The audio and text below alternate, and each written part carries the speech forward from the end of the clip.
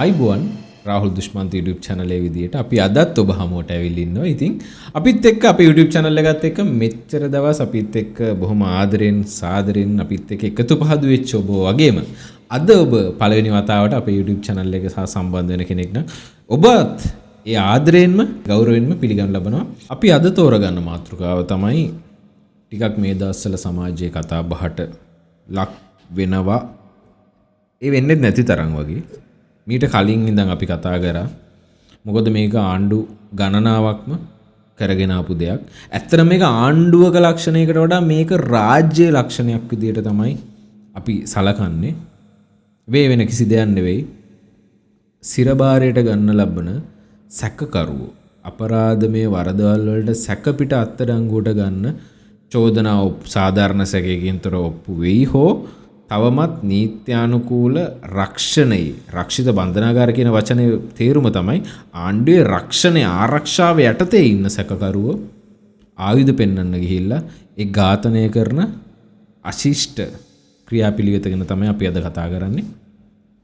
අපි නිතරම කියන්නේ ඇයි මේක රාජ්‍යයේ ලක්ෂණයක් කියලා. මේක තමයි හැදිලා තියෙන රාජ්‍ය.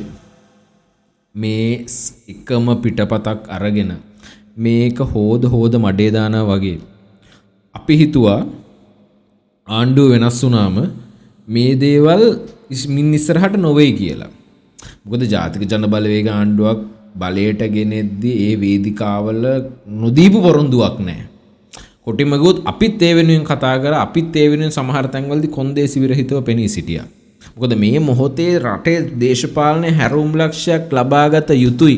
මේ පොයින්ට් එක අමාරුවෙන් හරි මිනිස්සු ගන්න ඕන, මේ කැපකිරීම කරන්න ඕන කියලා ඒ මිනිස්සුන්ගේ මතවාදයන් වෙනස් කරන්න අපි ත්‍රිජුව සහ වක්‍රව දායක වුණා. ඒ කොහොම වුණත් අපේ පුරවැසි වගකීමක් තියෙනවා. අපි ඡන්දෙ දුන්නත් නොදුන්නත් සමස්ත රටක් සමස්ත පුරවැසි ජන සමාජයක් නියෝජනය කරන ආණ්ඩුවක් විදියට හොඳ දේ අගය කරන්න වගේම වැරදි තැනදී නෑ මේ යන ගමන වැරදි, අපි උඹලට ඡන්දෙ දුන්නේ ඔය වැඩේ කරන්න නෙවෙයි, මෙන්න මේ වැඩේ කරන්න කියලා ඇදලා අරන් හරි ට්‍රැක් එකේ තියන්න පුරවැසි ජන සමාජයේ විදියට සබුද්ධික විය යුතුයි කියන අදහසේ ඉඳන් තමයි අපි මේ වැඩසටහන විශේෂ වැඩසටහනක් විදිහට ඉදිරිපත් කරන්නේ.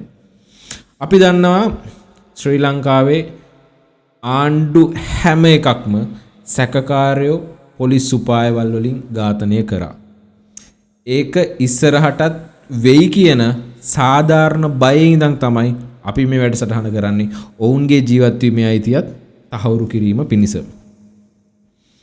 සමාජයේ බහුතරයේ එළිය තියෙන අදහසක් තමයි ඔය අපරාධකාරයෝ ඕකුන් මරන්න ඕන. ඕකුන් කොහොම හරි කමක් නැහැ. සමහරක් කට්ටිය අපි දැකලා තිනවා Facebook වල විහිළුවට පවා ඒ උපහාසාත්මක විදිහට පවා කමෙන්ට් එකක් දානවා. අවියායුධ පෙන්වන්න ගියා නම් පෙන්වන්න එක්කන් ගියා නම් හරි ඕකුන් වගේ උන් තමයි අවියායුධ පෙන්වන්න එක්කන් යන්න ඕන. මේ දේවල් ප්‍රජාතන්ත්‍රවාදයේ අගයන පුරවැසි ජන සමාජයක් ප්‍රතික්ෂේප කරන අශිෂ්ට ලක්ෂණ.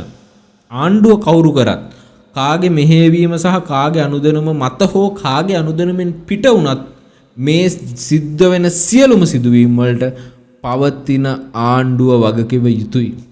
අපිට මතකයි අපරාධකරුවෝ ලිස්ට් එකක් අපිට කියන්න පුළුවන් අවියායුධ පෙන්වන්න ගිහිල්ලා මරලා දාපු. අපිට මෑත කාලීනම සිදුවීම් මතකයි. කොස්ගොඩ තාරක අවියායුධ පෙන්වන්න එක්කන් ගිහිල්ලා ඝාතනය කරා.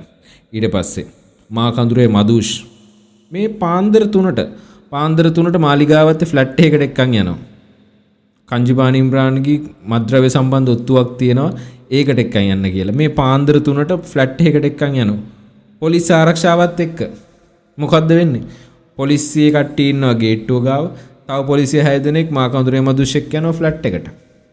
ෆස්ට් ෆ්ලෝර් එකේ ඉඳන් ෂූටර්ස්ලා වෙඩි තියනවා. වෙඩි තියලා නිකනුත් නෙවෙයි. බයික් එකෙන් පැනලා යනවා, බයික් එක වැටෙනවා, බයික් එක තියනවා. ඉතින් ගේට් එකේ හිටපු 6 දෙනා මොකක්ද කරේ කියන එක තාමත් අභිරහසක්. කොතනද අපි නියෝජනය කරන ප්‍රජාතන්ත්‍රවාදය කියන ජන සමාජය කොන් වෙලා ඉන්නේ? එතකොට ඒ මිනිස්සු ඕනම කෙනෙක් අද සිවිල් පුද්ගලයෙක් විදිහට ඉන්න කෙනෙක් මිනිස්සු අතින් වරදවීම් වෙනවා. මිනිස්සු දැනුවත්ව වැරදි කරනවා, නොදැනුවත්ව වැරදි කරනවා. ඒක කිසි ප්‍රශ්නයක් නෑ. අපරාධකරුවෝ ජීවත් වෙන්න එක සාමාන්‍ය දෙයක්. අපරාධකරුවන්ට නීතිය ක්‍රියාත්මක වීම අත්‍යවශ්‍ය දෙයක්. හැබැයි ඒක නීතියෙන් පිටන් වෙලා නීතියෙන් එහාට ගිහිල්ලා ඒක අනීතික විදිහකට ඒක අශිෂ්ට විදිහකට ඔවුන් ඝාතනය කරන එකට ප්‍රජාතන්ත්‍රවාදය ගැන සිවිල් ජන සමාජයේ විශේෂයෙන්ම විරුද්ධ විය යුතුයි කියන තැන අපි වසර ගණනාවක ඉඳන් මේ ගැන ලියනවා. නමුත් මේ රටේ මිනිස්සුන්ට බහුතර ජනතාවකට මේ දේවල් වල බරපතලකම තේරෙන්නේ නැහැ. මේ දේවල් වැරදි පූර්වාදර්ශ මේ සපයන්නේ. ඇත්තරම අපිට මේ නිවුස් එක බලන මිනිස්සෙට තේරෙනවා මේ කියන්නේ බොරුවක් කියලා ආණ්ඩුව. පොලිසිය කියනවා මෙහෙම අවියාවුද පෙන්වන්න එක්කන් ගියා. මේ මහරෑ මේ මාංශු දාන් ඉන්න මිනිස්සයා. ඊට පස්සේ ඒතන වලල තිබ්බ අවියාවුද වලින් මේ වෙඩි තියන්න හැදුවා. ඊට පස්සේ තමන්ගේ ජීවිත ආරක්ෂාව වෙනුවෙන් පොලිසිය ප්‍රතිප්‍රහාර එල්ල කරා. මේවා මොනතරම් බොරුද නැද්ද කියන එක අපි කියනවට වඩා ඇත්ත තේරෙන මිනිස්සු විදියට බොරුවක් කියද්දි ඒක කොච්චර දුරට තව දුරටත් මුනිවත රැකගෙන ඉන්න මිනිස්සු මේ රටට ඕන් නැහැ කියන එක ප්‍රජාතන්ත්‍රවාදී රටකට අවශ්‍ය නැහැ කියන එක අපේ අදහස. මිනිස්සු මේ දේවල් පිටු දකින්න ඕන. මිනිස්සු තාමත් මේ දේවල් පිටු දකින්නේ නැහැ. ඇයි? ඒ මැරුවේ අපරාධකාරී. ඒගොල්ලෝ හිතන්නේ ඔහොමවත් ඕකුන් මරලා යන එක හොඳයි. නැත්තම් අවුරුදු ගානක් හිරේ ඉන්න එක තමයි වෙන්නේ. ඕකුන් නිකන් කකා බිබී ඉන්නවා. ඕකුන් ඕක ඇතුලේ ඉඳගෙනත් අපරාධ කරනවා. අපි ඔවුන්ට අපරාධ කරන්න බැරි වෙන සිස්ටම් එකක් හදනවා වෙනුවට පවතින නීතියෙන් විතන් වෙලා ඔවුන් ඝාතනය කිරීම ම්ලෙච්චයි, අශිෂ්ටයි, තුච්චයි. මේ තරම් බරපතල විදියට බර තියෙන වචන වලින් මේක කියන්නේ තව දුරටත් ප්‍රජාතන්ත්‍රවාදයගෙන සමාජයකට මේ දේවල් ගැලපෙන්නේ නැහැ. අපි විශ්වාස කරන ජන සමාජයේ තියෙන මීට අවුරුදු 5කට 10කට එහා පැත්තේ අපි මේ හැමදේම යෝජනා කරන්නේ අවුරුදු 10කට 15කට අනාගතයට එන ජන සමාජයට නම් අද ඉඳන්ම සූදානම් වෙන්න. මේ දේවල් වැරදි පූර්වාදර්ශ. මේවා අනුර කරත් වැරදි, මේවා මහින්ද කරත් වැරදි, මේවා ගෝඨාභය කරත් වැරදි, මේවා රනිල් කරත් වැරදිම තමයි. අපි ඡන්දෙ දුන්නු අපේක්ෂකයා ජයග්‍රහණය කරලි ඉවරලා. ඔහු කරන වැරදි තව දුරටත් අපි ඇස්කම් පියාගෙන බලාගෙන ඉන්නවනම් අපිට දීලා තියෙන අර සර්වජන බලයද මොකද්ද කියන ලබු ගෙඩියෙන් කිසිම වැඩක් නැහැ. මිනිස්සු තේරුම් ගන්න ඕනේ, මිනිස්සු සාකච්ඡා කරන්න ඕනේ මේ සමාජයක් කොහොමද ඉස්සරහට යන්නේ. අපේක්ෂකයෙක් පක්ෂයක් නෙමෙයි රටකට වැදගත්.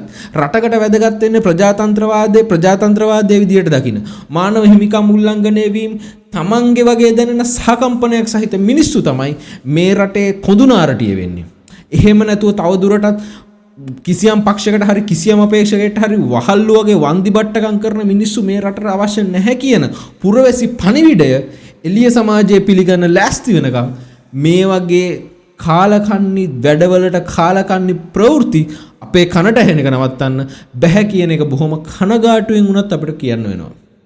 ඒ නිසා අපි කියන්නේ අපරාධකාරය වේවා ඕනෑම වරදකට නෛතිකව දඬුවම් ලැබිය යුතුයි. ඒකට අවශ්‍ය සම්පත් තියෙනවා නම් නීතිමදි නම් පනත් හදාගෙන ඒක හදාගන්න. ඒක කිසි ප්‍රශ්නයක් නැහැ. නමුත් ඒ පවතින නීතියෙන් විතන් වෙලා සැකකාරයෝ හෝ චූදිතයෝ ඝාතනය කරන එක ඉතාමත් නිර්ලජ්ජිත වැඩක්. ඒක බොහොම ප්‍රජාතන්ත්‍රවාදයට එල්ල කරන මරුපහරක් විදියට තමයි රාහුල් දුෂ්මන්ත YouTube channel එකේ විදිහට අපි මේක දකින්නේ. මේක මෙච්චර බර තැබීමෙන් කියන්නේ ඇයි? මේක මේ මරපු කවුරුවත් අපේ කවුරුවත් නොවෙන්න පුළුවන්. අපිට පාතාල කණ්ඩායම එක්ක සම්බන්ධතා නැහැ. හැබැයි අපි කියන්නේ මේක කන්සෙප්ට් එකක් විදියට මේක රටට වැරදි පූර්වාදර්ශයක්. විශේෂයෙන්ම මේ ආණ්ඩුව බලයට එද්දි කිව්වනම් මේ දේවල් සලකනවාය මේ ගොල්ලොන්ගේ අයිතිවාසිකම් සුරකින්නවාය කියලා මේ දැන් මොකද්ද කර ඉන්නේ? එක්කෝ ආණ්ඩුව මේ රාජ්‍ය ඉදිරියේ රාජ්‍යයේ තියෙන දුර්දාන්ත ලක්ෂණ ඉදිරියේ මුනිවත රැකගෙන එක්ක පරාජය බාර ගන්න ඕන.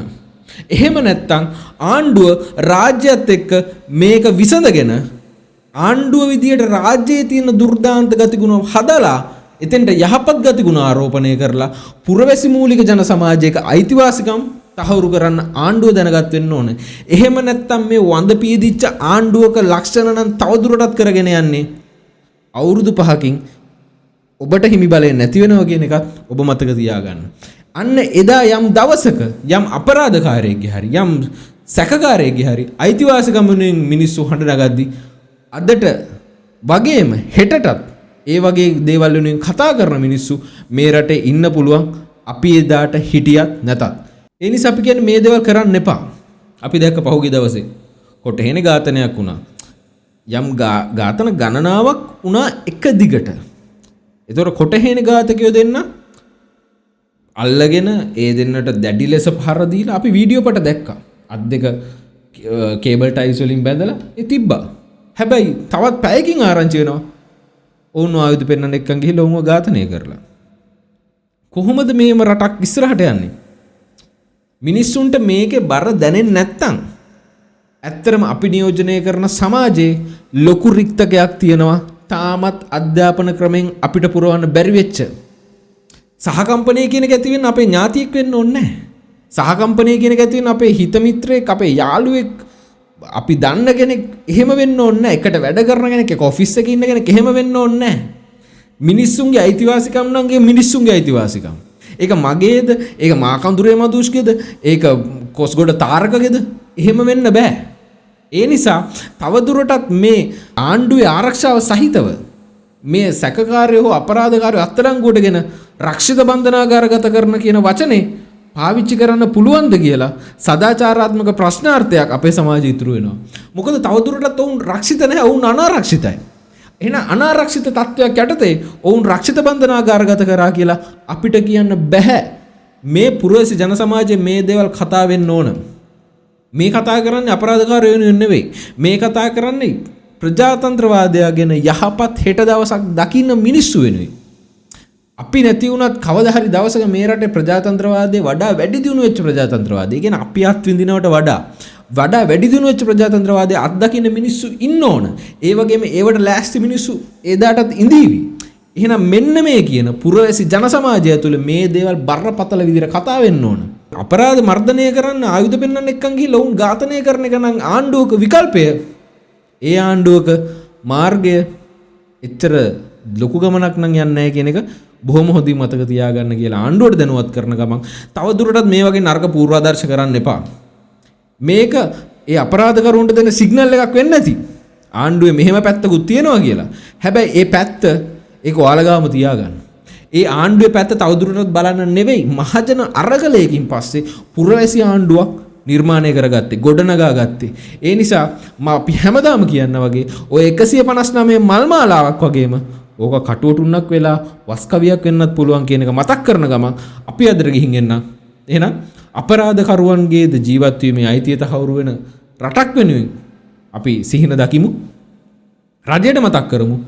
පුරවැසියෝ කියන්නේ සිවිල් සමාජයේ මෙන්ම ආණ්ඩුවේ ආරක්ෂාව සහිතව ජීවත් වන සැකකාරයෝ, වැරදිකරු වලින් චූදිතයෝ වෙච්ච සිරදඬුවම් විඳින මිනිස්සු පවා ඒ මිනිසුන්ගේද ජීවත් වීමේ අයිතිය තහවුරු කරන්න ඕනෑම ආණ්ඩුවක් බැඳී සිටින බව මතක් කරමින් අපි අදට ගිහින් එන්න. ජය වේවා.